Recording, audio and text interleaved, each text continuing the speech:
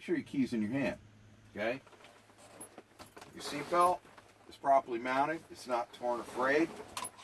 Latches properly, like so, okay? Brake buttons out. Make sure you pull on them, all right? Don't be shy. Clutch to the floor. Make sure the truck's in neutral. All right, keep the clutch to the floor. Put the key in the ignition. That's the on position. Hear that noise? Mm-hmm. All right. Start your vehicle. Slowly let up on the clutch to make sure that it really is completely out of gear. The linkage isn't broken, for example. Okay. Now, you won't have to explain that to the examiner. You're just going to know that for yourself. You're going to just motion it and do it just like I did it without having to explain every detail.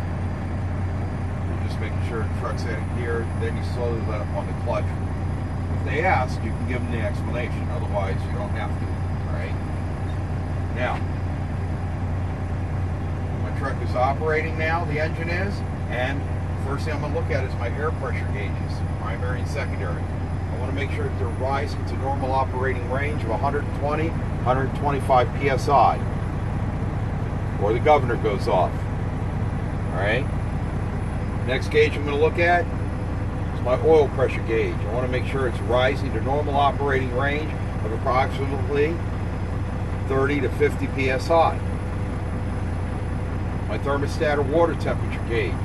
I want to make sure that it's rising to normal operating range of approximately 150 degrees to 175 degrees Fahrenheit. My voltmeter, I want to make sure it's rising to normal operating range of approximately 12.5 to 14 volts. Okay? I have a 20-inch steering wheel. I should have no more than 2 inches or 10 degrees play on a 20-inch wheel. My city horn works. My road or air horn works. My left turn signal indicator is working properly. My right turn signal indicator is working properly. Now for some information about the four-way indicator, usually on this type of turn signal setup, reach down under here, there's an orange or red colored flap, pull it out towards the door, the four-way indicators come on. To turn it off, you simply either turn it to the right or left indicator position. In this case, I use left indicator position and then turn it off like so. Alright? While I'm here, flip my headlight switch to the on position. This is a three-way switch. You don't have to explain that to the examiner. Okay? Just know for yourself. This is just with parking lights or marker lights. Off, that's on. Okay? What I want to do is reach over here and touch the handle, lift it up like so, like you do in your car. My headlight indicators come on, okay? Headlight indicator off. My lights off, don't need them anymore, okay? Now I've got my heater already set up for defrost. So all you would have to do for the examiner is turn the heat on, reach up here, make sure your defroster is working properly, okay? Turn this all the way down to the floor heat. Make sure that your floor heater's working properly like so, okay? Done with that, turn it off. Alright? The next switch you have here is your windshield wiper switch. Alright? Turn my windshield wipers on. They have proper tension to my windshield, which is a split windshield, by the way. Both left and right sides are not cracked and broken, properly insulated. My windshield wipers aren't missing any hardware, not cracked or broken, not dry rotted. Alright? I mentioned the proper tension. And if I push the button in, my wash fluid should work like so. Okay? Just turn them off. Now we're done with the windshield wipers. Driver's side rear view mirror is properly mounted, not cracked or broken, not missing any hardware, clean, clear, adjusted to my liking. Driver's side fender mirror is properly mounted, not cracked or broken, not missing any hardware, clean, clear, adjusted to my liking.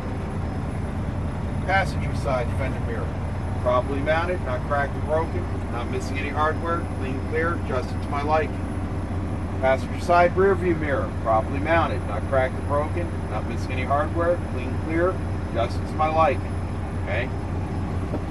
Down here between my seat And the door is a 5BC fire extinguisher.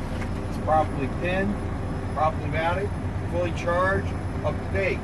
If I was to be hauling hazmat, it would have to be a 10BC. In my storage compartment behind my seat, I have 3 red reflective triangles.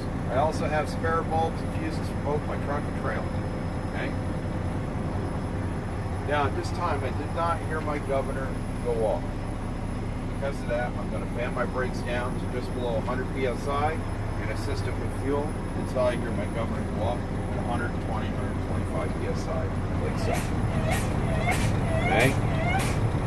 Now assist with fuel, approximately 1,000 to 1,500 RPM, somewhere in that range. It's more than sufficient to build up your air pressure for the examiner to witness. Okay? Just a little information for you to know. You don't have to tell the examiner that. You just tell them I'm applying fuel to assist my engine in building up my air pressure. Do not rev the engine like you do in a car, because you can prematurely make the governor think it's time to shut off. And it won't go off like it's supposed to. You just keep the fuel steady.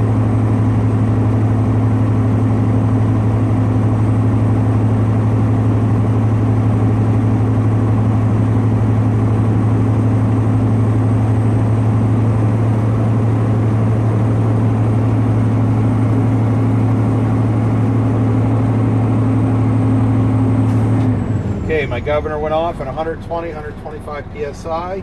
I am now going to begin my tractor and trailer parking brake tests.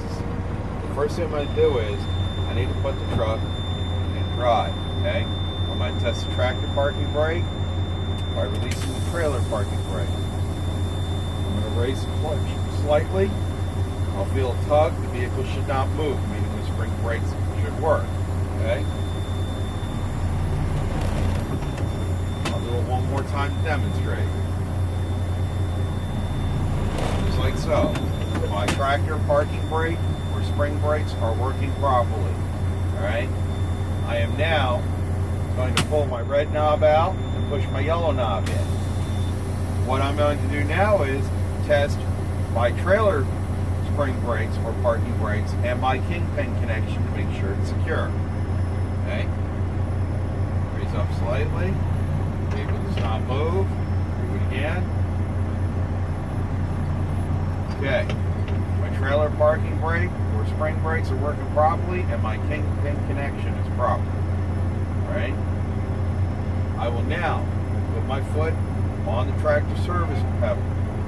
I'm going to push in my trailer brake because now I'm going to move 5 to 10 feet forward and I'm going to test my tractor service brake like so. Okay. Tractor service brake worked. Vehicle stopped, did not pull to the left or right. Now I'm going to test my trailer service brake. Always have a brake applied.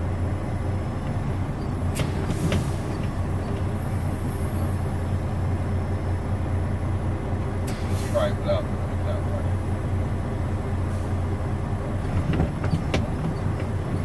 Give me a minute.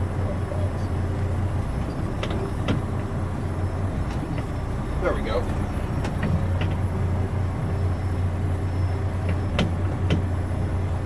Alright, ready? Yep. Okay. So now we're going to try the trailer service brake again.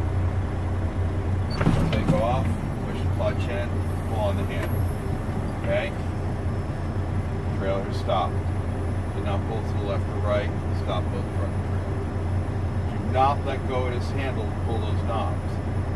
Okay? First, put your foot back on the tractor service brake, then let go of the trailer handle. Okay? I'm going to back us up a little so that we've got some room between us and the other truck so they can keep practicing parallel without us being.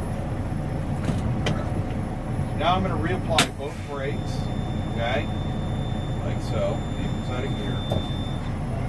I'm going to rebuild my air pressure all the way back up to 120, 125 PSI. The cover goes off. Now some trucks, the air pressure cutoff may be different. For example, the other test truck, the air pressure goes off, the governor does at approximately 140, 150 PSI, okay? this one's 120, 125.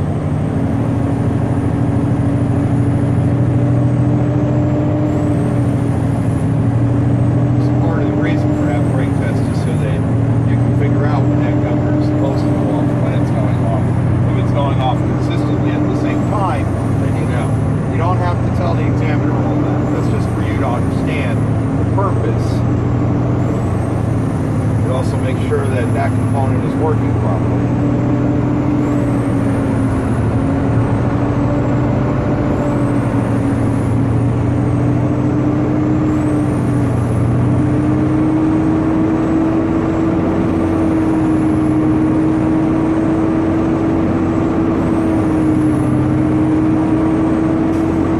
Okay, my governor went off at 120, 125 PSI.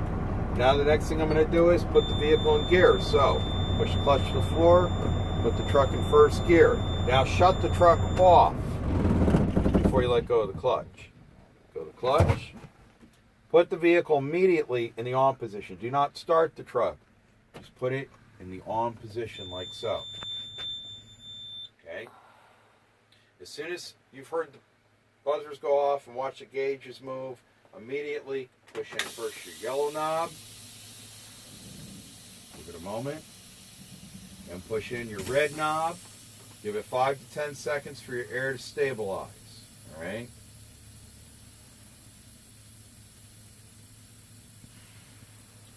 Once you push those knobs in, do not touch those knobs.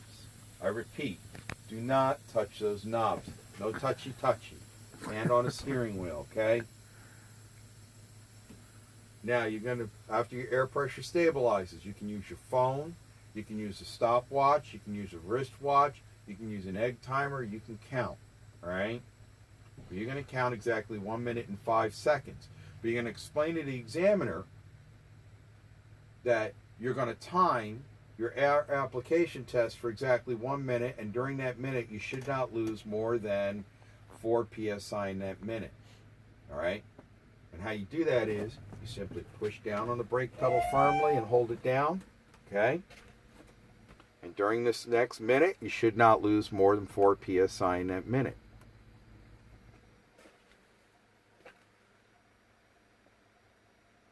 Okay, for practicality purposes of time, we're going to pretend that it was a full minute.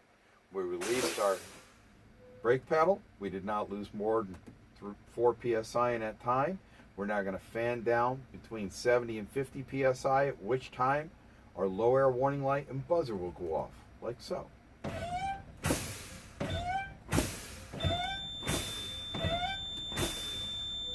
Okay, my low air warning light and buzzer went off between 50 and 70 PSI. I'm now going to fan down between 40 and 20 PSI, at which time my spring brakes will apply. While you're fanning down, do not touch those buttons. I cannot emphasize this enough. So beginning now, we're fanning down.